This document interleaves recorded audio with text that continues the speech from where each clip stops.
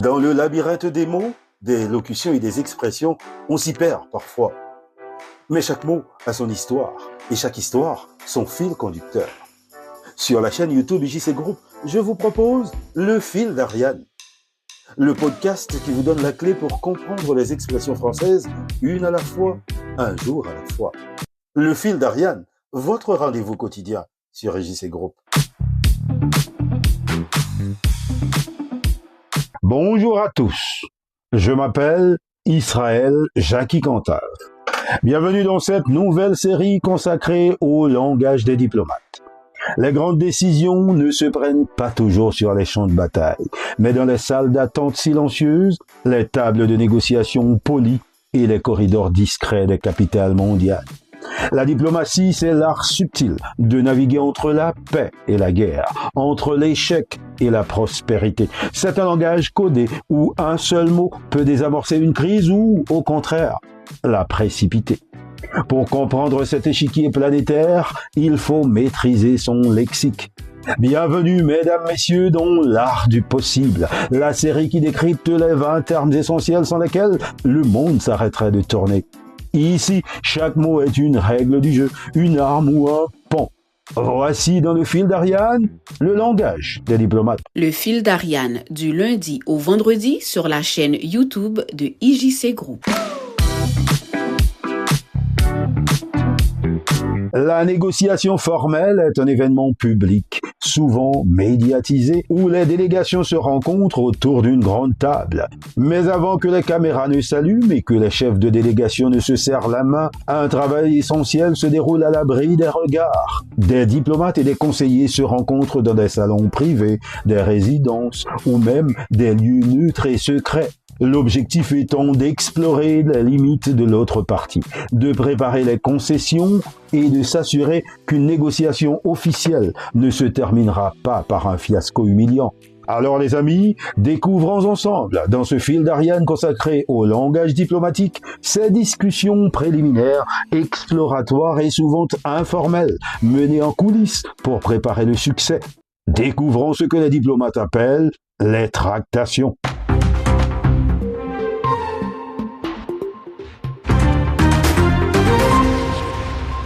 Le terme tractation renvoie à l'idée de tirer, du latin tractare, de tâter le terrain ou de manipuler délicatement une situation. Dans l'histoire de la diplomatie, les tractations ont toujours été l'outil des puissances. Avant même la négociation d'un traité de paix formel, des émissaires secrets étaient envoyés pour s'assurer que les conditions de base d'un accord étaient réalisables. Cela permettait d'économiser du temps et de la crédibilité en évitant des rencontres officielles vouées à l'échec.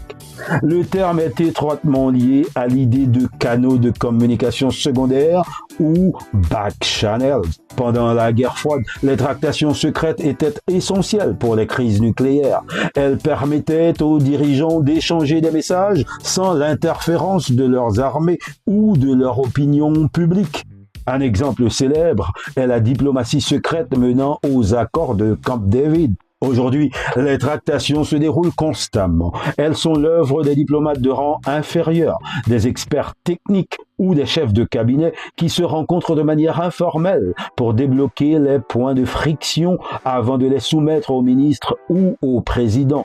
Si un sujet est particulièrement épineux, un désarmement ou une libération d'otages, seules les tractations garantissent le secret nécessaire à la réussite. Le fil d'Ariane, votre rendez-vous quotidien.